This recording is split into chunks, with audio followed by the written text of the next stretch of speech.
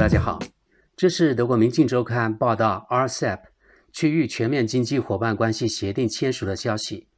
现在跟大家分享报道本身以及读者评论。我们马上进入正题吧。与亚太地区的14个国家一起，中国打造世界最大的自由贸易区。中国与其他国家签署了区域全面经济伙伴关系协定，它包含22亿人口，约占全球 GDP 的1/3，这是对欧洲和美国的挑战。尽管与美国存在贸易冲突，但中国与14个亚太国家达成了世界上最大的自由贸易协定。经过8年的谈判，周日在越南首都河内举行的东盟虚拟峰会结束时签署了协议。区域全面经济伙伴关系协定简称 RCEP， 覆盖22亿人口，约占世界 GDP 的1/3。该协议降低了关税，建立了共同的贸易规则，从而也促使供应链的发展。它包括贸易、服务、投资、电子商务、电信和知识产权。RCEP 是区域全面经济伙伴关系的缩写。除了世界第二大经济体中国和东盟10国越南、新加坡、印度尼西亚、马来西亚、泰国、菲律宾、缅甸、文莱、老挝和柬埔寨之外，日本、澳大利亚、韩国和新西兰也是参与方。特别是在中以贸易战持续不断的背景下，自由贸易协定对北京的共产党领导层来说是一个巨大的成功。专家认为，该协议将推动亚太地区的经济一体化，抵制保护主义倾向。在新冠病毒危机之前， RCEP 国家的贸易额占全球贸易额的 29%， 略低于欧盟的 33%。 不过，正如专家所预期的那样， RCEP 经济区的份额可能会增加。澳大利亚战略政策研究所 ASPI 的威尔逊说， RCEP 将会重绘印太地区的经济和战略地图。他说，自由贸易协定意义重大，它还将推动从疫情中恢复经济的努力。在达成协议之前，进行了31轮谈判和18次部长级会议，6次没有达到自我设定的最后期限。最后就剩印度了。印度并不想开放那么多，印度政府在去年年底退出谈判，这为协议的达成铺平了道路。特朗普连续3年没有参加会议。该协议将与另一个亚太自由贸易协定 CPTPP 一起构成了另一个自由贸易区。CPTPP 简称为跨太平洋伙伴关系的全面进步协议。然而 CPTPP 仅占全球 GDP 的 13%。 美国总统特朗普在2017年退出该协议，更雄心勃勃的跨太平洋伙伴关系协定 TPP 遗留下来的就是 CPTPP。 虽然东盟谈判只是虚拟进行，但特朗普连续第3年没有出席峰会。当美国在他的领导下失去了在亚太地区的地位时，中国却在通过新的自由贸易协定扩大影响力。 RCEP 比 CPTPP 的影响更深远，但并没有像专家描述的那样深入。迄今为止，澳大利亚、文莱、加拿大、智利、日本、马来西亚、墨西哥、新西兰、秘鲁、新加坡、越南之间的泛太平洋伙伴关系 CPTPP 已经得到了7个国家的批准，覆盖了 4.8 亿人口。美国是否会在新的总统拜登的领导下重新加入跨太平洋伙伴关系，还有待美国国会的批准，这一点还有待观察。专家指出，这2个自由贸易协定都不相互竞争，成员资格也不互相排斥。相反，与中国签订的新的 RCEP 协议可作为补充。日本、越南、新加坡、文莱、马来西亚、澳大利亚和新西兰属于这2个协议。日本和澳大利亚对中国的力量持批评态度。然而，新的自由贸易协定并不意味着贸易伙伴之间的所有问题都已消除，也不意味着个别国家不再担心对中国的依赖日益增加。例如，日本正在审查其中在中国的供应链。日本目前正在审查其在中国的供应链。由于北京因政治紧张而限制从澳大利亚进口，中澳之间也矛盾重重。不过，该协议表明，亚太各经济体对特朗普领导下的美国所宣传的与中国在技术和经济上的脱钩非常怀疑。好，报道本身就到这里，那我们接着来看看读者评论。印度会后悔没有加入进来，欧美出局，年龄太大，遗留问题太多。我很想看看伙伴国家们像中国对待香港那样。我在这里作为德国之士说一下，这里是在隐喻将来中国会压迫这些 RCEP 这些国家。又学到了新东西，对欧盟来说是和平项目，而对 RCEP 来说意味着向欧美宣战。我觉得宣战这个词完全不合适，不过该协议也不是欧盟的对应协议。在欧盟，没有一个成员可以单独决定一切，但单个成员国可以否决一切。但在 RCEP 只有一个发号施令的人，中国共产党。雷声大雨点小，尤其是当你考虑到周围国家的人有多么恨中国人，这还不包括日本以及有冲突的澳大利亚。仅仅是意向声明或类似的东西，并不能使内部市场发挥作用。中国做的完全正确，继续努力。你觉得中国的做法真的好吗？美国和欧洲单方面取消贸易协定，他们实施制裁，并施加所有经济和金融手段，试图迫使他人屈服，并强加自己的条件。我们对中俄有什么期待？他们自己孤立自己？所以这不是宣战，而是维护其独立性的合乎逻辑的行动。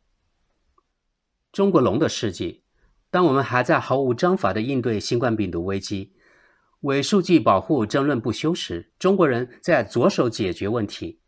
我们应该开始学习中文。这种非人道的独裁统治绝不能成为我们的榜样。相反，我们何时才开始制裁北京的干部？没有把欧盟、美国 TTIP 跨大西洋自贸区视为机遇，这并不明智。到某个时候，中国会制定规则。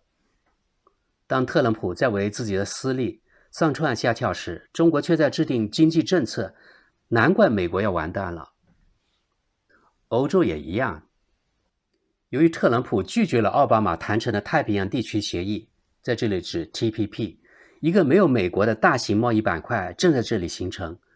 特朗普以其孤立主义的跟着感觉走政策，将美国带入了一个死胡同，很难找到出路。尤其是特朗普还随意终止现有的协议，各国都不再指望美国会遵守签订的协议。连中国这样的极权主义和保护主义强权都能签订这样的协议，这足以说明特朗普造成的破坏程度有多严重。如果你仔细观察，你会发现参与 RCEP 的正是那些控制新冠疫情特别好的国家，在他们中间，中国就像一个巨人，一个自以为是的流氓。读到这里，我真的是又气愤又欢喜。下面这个读者是对报道中说过这句话回应的。日本和澳大利亚用批判的眼光看中国的力量。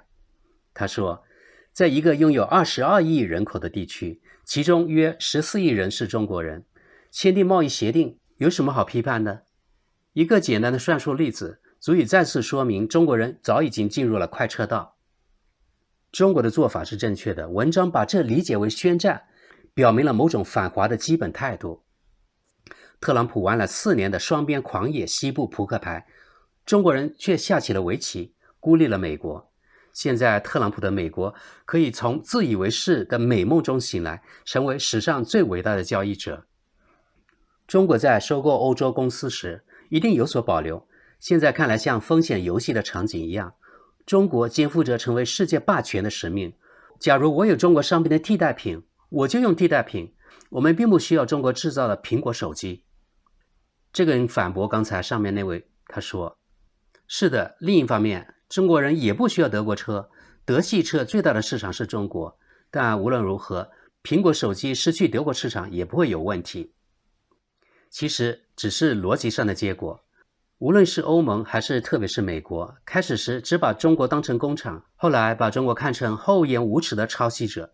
但欧盟和美国基于他们的傲慢，而看不见中国正在技术上正在大踏步发展，并将采取相应的行动的事实。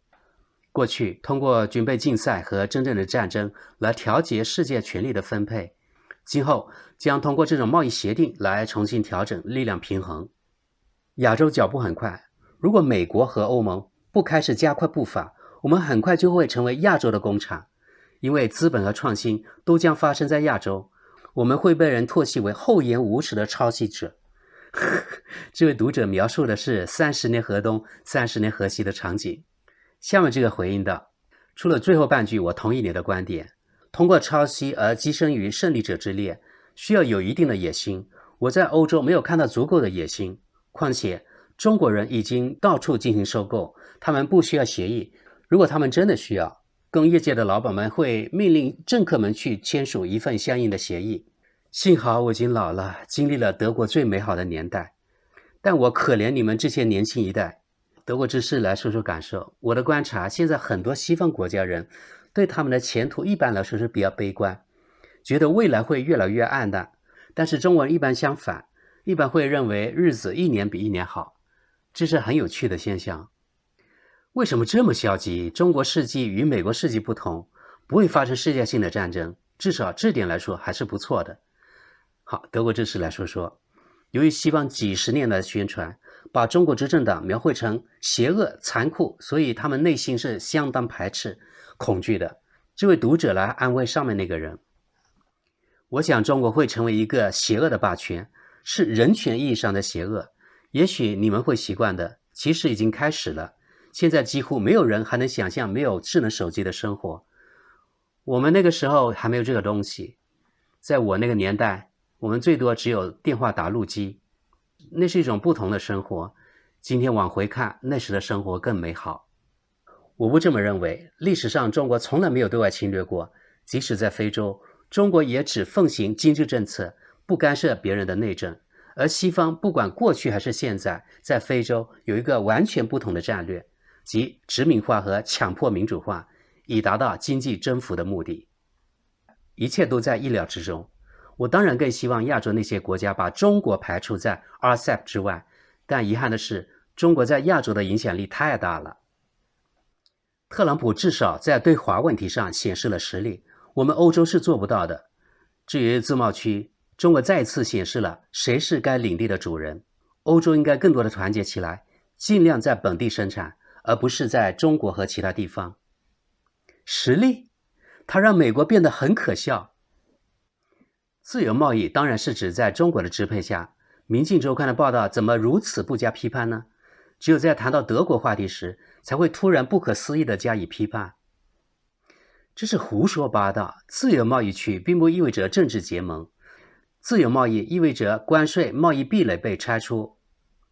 你认为一旦中国消耗掉了澳大利亚的原材料，这些壁垒会怎么样？中国也只会谋求霸权。每一个到过中国南方大都市的人都知道，中国早已占据了创新和科技领先的地位，而且他们可能再也不会放弃这个地位了。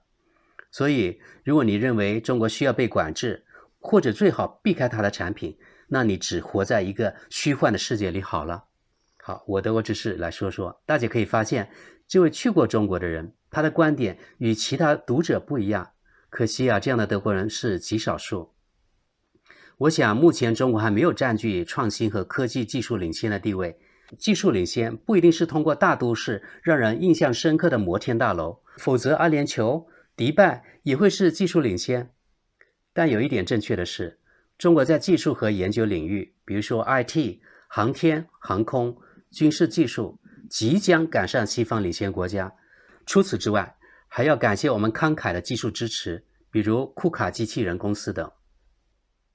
既然我们美国人都在胡说八道，当美国千方百计无所不用其极的时候，中国却在制造事实，很棒。这也是特朗普在制裁方面做得非常好的方面，这再次证明了美国是什么样的合作伙伴。我认为这个人是在说讽刺话啊。接下来这个读者是对报道中使用的 RCEP 是对欧美宣战的这个观点发表自己的看法。他说，从22亿人对经济繁荣的追求中推论出战争宣言，这是多么可怕的世界观。如果22亿人在饥饿和痛苦中生活，这才是一个值得关注的问题，也是一种真正的威胁。好，德国之士，我自己又来说说，我觉得刚才这个人说话说得太好了。这对那些需要资本并依赖中国的穷国来说是个问题。最好的例子就是斯里兰卡，天下没有免费的午餐，中国对内以及对外的战略都很强硬。接下来这个人他后半部分我觉得说的不错，前半部分我就省略不翻译了。他说，是的，当然和其他很多国家一样，中国不是我们想要的政治伙伴，但作为合作伙伴，我能施加的影响力比作为敌人的影响力更大。就像中国政权已经认识到气候变化是一种威胁一样，它可能在某个时候会开始尊重人权，不排除这种可能性。就像中国的社会在变化一样，他们积累了一定的财富和达到一定的教育水准，所以随着时间的推移，会带给中国这样那样的小变化。这个人马上补一句，忘记香港了？在未来10到15年内，中国人将占领整个非洲，并真正将非洲大陆榨干，欧洲将不得不面对由此产生的难民流。民进周刊根本无法摆脱他的恐中症，缔结亚洲自由贸易协定就是向西方宣战。那么西方国家是否有这些类似的协议呢？从这点，西方的优越感明显凸显出来。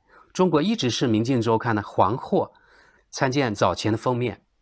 但即使这样，也会随着时间的推移而消失。特朗普就是这样实现了中国优先。但很明显，中国人正在接棒，而我们的政客已经在磕头了。我不知道下面这个是不是华人，他用汉语写3拜9磕。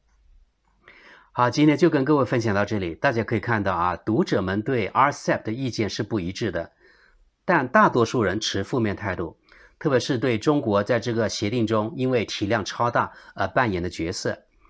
这也是德国的主流观点。